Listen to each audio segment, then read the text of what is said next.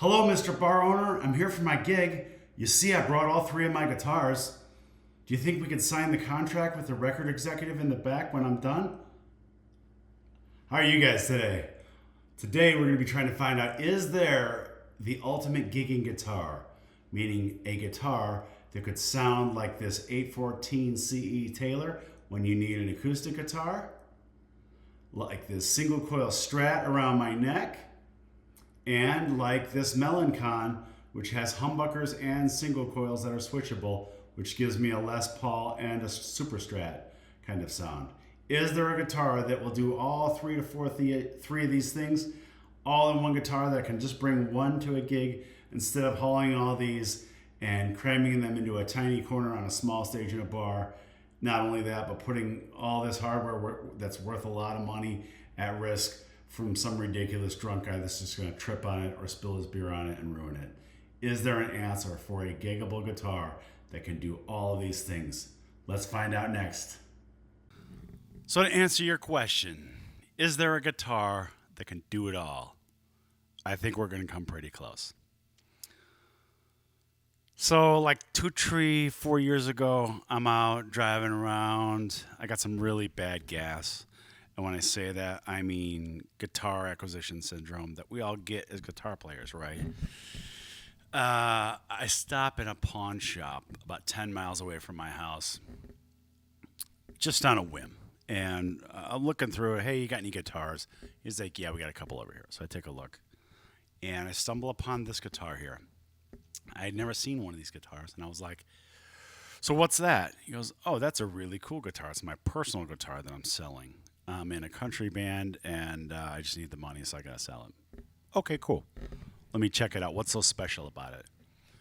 And he's like, well, it's a hybrid guitar that can play both acoustic and electric tones. And it is a stereo guitar, meaning it has two outputs. So I was like, ooh, okay. So he took one guitar cable and he plugged it into a PA system. And he took one cable and he put it into a tube amp. And I played them both at the same time. And I was like, damn, man, that's pretty cool. So we started plunking around with different ideas, and I walked out of there with this guitar that day. It was a $600 guitar, and I thought, you know what? It's American made. It's got single coils, it's got strats, and it's got acoustic tones. It's super lightweight. For $600, I bet you I could sell this thing if I don't like it. I'll take it. So on a gamble, I gave him the money. I took off and started playing around with it. So at that time, I had just started gigging a lot more frequently. And as you saw from the earlier section, I was lugging three guitars out there. A Taylor acoustic guitar, which I consider a mortgage payment guitar, meaning that guitar cost $2,000, $2,100 new back in 2002. And now it's probably $4,000, $4,500. It's ridiculously expensive. Sounds great, but you don't want to take it to a bar with some drunken fool. It's going to come and trip on it or spill his beer down it, and you got to spend $4,500 to get a new one. The second guitar, the Japanese Strat that you see, right back here, that is now sort of a collector's item. It's a 1987 Japanese Strat made in the Fujigen factory. I don't really want to take that to the bars anymore because that's an antique. I take it now only as a backup guitar. And then the Melancon guitar, the red one, is another mortgage payment guitar. That was $2,700 during COVID. Probably worth a lot more now because it's got the quilted maple and just a very classy, high-end, very rare guitar. So I don't want to take that to the bar and have some sort of crazy Karen bash into it while she's dancing to one of our songs and snap the neck or something. I can't get it replaced because the guy that built it died a couple years ago. I don't know what I would do. It'd probably be a total loss. So, to get back to this guitar, this is the Carvin AE185. It's got a body that kind of looks like a Telly. Okay, just single hook horn here. It's got an F-hole, though. It's a hollow body. Very light, about 6 pounds. It has a headstock, kind of like a Les Paul. And a fretboard, kind of like a Les Paul, but not quite so baseball bat thick. Okay. This guitar is so light it makes a Strat feel like a big fat pig. It's that light. So you can play this thing all night long. You won't get tired at all.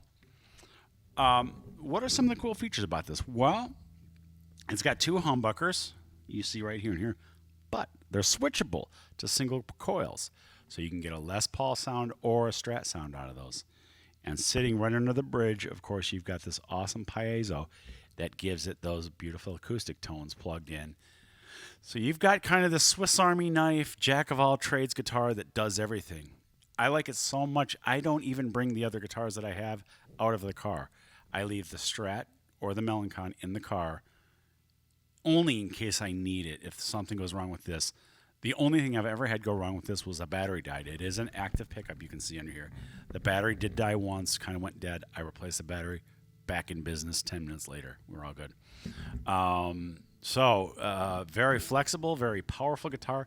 I even like the sound of it better than the Strat and the Melancon. So it's not just that it's flexible tones. I like the tones. They're very usable.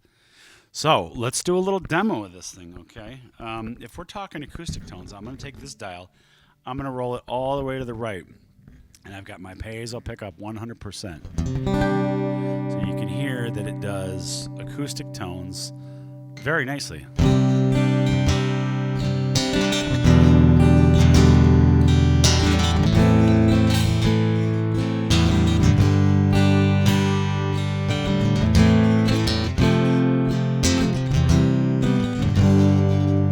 So solo acoustic gigs, I'll bring this and I'll play this for 3 or 4 hours without stopping. My back does not get tired. I literally do not need to take breaks. Part of it's the guitar's light, part of it is I'm just a freaking workaholic and I can't control myself, so I just keep playing. I should take a break and go introduce myself to people and say hi and do a little marketing. But you know what? I just love music so much, I just keep playing the whole time. And then they're like, dude, you played for 4 hours straight. And I'm like, really? I don't even know what happens as the time goes by. That's a story for another time, though. Let's talk about this guitar. If I roll this dial this way, I'm going to go 100% electric on that. Okay, so right now I have it on the neck pickup in the humbucker position.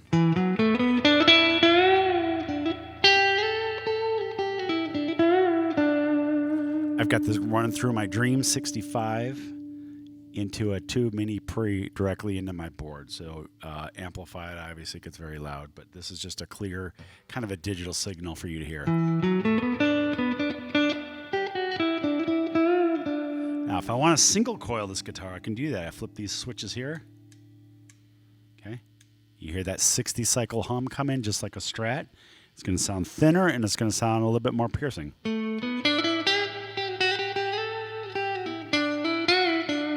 This is the bridge single coil, or sorry, the neck single coil, okay?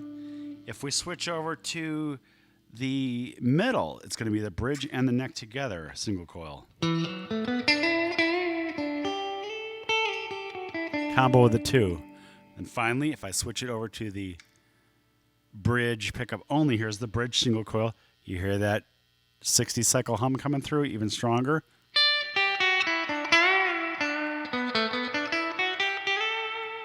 Okay, a little bit more punchy, a little bit more high end. Now I'm going to switch that over to the bridge humbucker. So I'll flip these back again.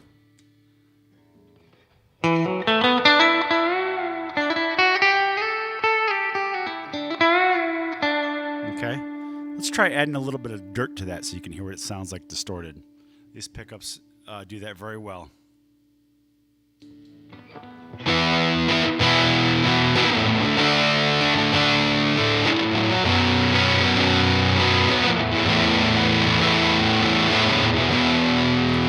I'll switch it over to the neck humbucker so you can hear the difference.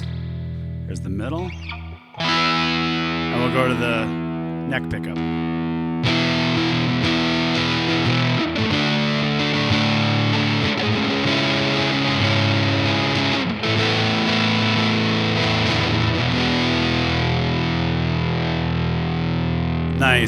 Nice sound to it, okay? All right, so at a solo gig, what I find really useful about this guitar is I can lay down a rhythm track with the acoustic side, and then I can do electric stuff over the top of that. So let's hear what that sounds like with a pedal, with a looper pedal, okay? Here we go. Do a couple rhythm tracks and then a lead track on top of that.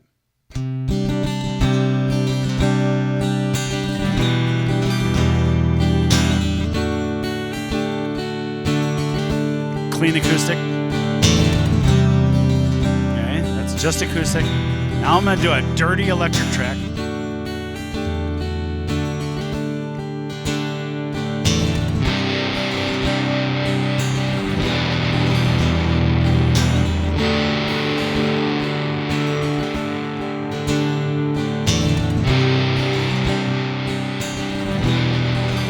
Now I'm going to do a clean electric top lead on the top of it.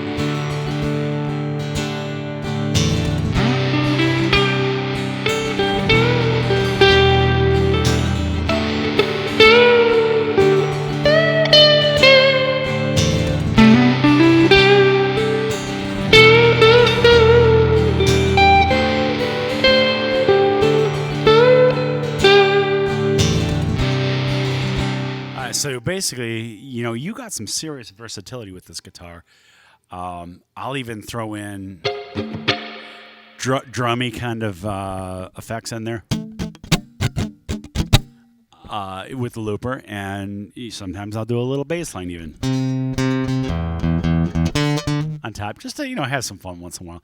The point is, I'll do 3 tracks, sometimes 4 or 5 tracks, just for fun, with just this guitar, and then I'll sing on top of that, and we'll have, up to like 5 or 6 tracks going. And it's kind of fun to have that flexibility that if I just had one electric guitar or one acoustic guitar, there's no way I could do all of that with that. So with the Carvin AE 185, I really wish that they would bring these guitars back. I guess the company's called Kiesel now. I was not familiar with this company, but they're based in California, I think in Carlsbad, maybe. Super cool guitars and very high quality and American made.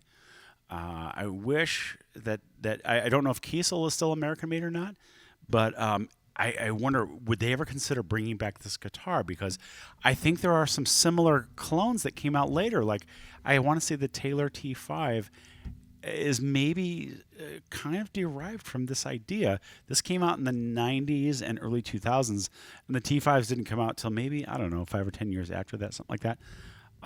They might have been inspired by this guitar to create that. I think there's some others, like maybe a Godin.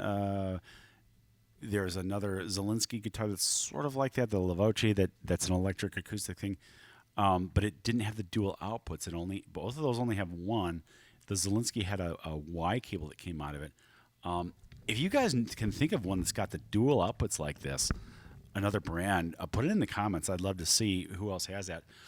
But I love this guitar so much, I'm thinking about getting a second one just as a backup because, the Strat is great and everything, but it doesn't have this flexibility. So for gigging, I really, think this is kind of the Swiss Army knife of all guitars.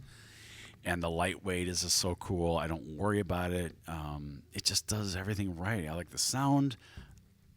The look of it is not my favorite. I like the way the other guitars look better. But from a usability as a tool, as a professional tool, this gives me the sounds that I need and the lightweight. It's a hard combo to beat. So if you see one at your local music store somewhere, check it out and maybe jump on it. I think these things might go up in value over time. I don't know, but they're certainly very cool. And I'd love to find out if Kiesel, if you're out there and you still make this guitar, leave a comment for me. I'd love to see if you still do. If not, if there's another manufacturer that's got some sort of tool like this that's this good, I'd love to hear about that as well. So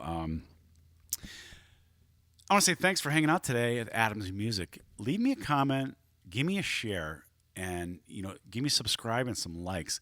I got to get some more subscribers to grow this channel so that I can support making more videos like this. It takes a lot of time to do it and takes away from my work and stuff. So, I don't get paid to do this. So if you can help me out in that way, that would be great. I'd love to get to the point where I could somehow monetize this channel. and bring you more content for other gear reviews and gigging tips and things like that to help you become better as a musician, find better gear, and have more fun with it. Learn from the mistakes that I made. So I'm going to see you next time on Adam's Music. Thanks for hanging out with me today. We'll see you soon.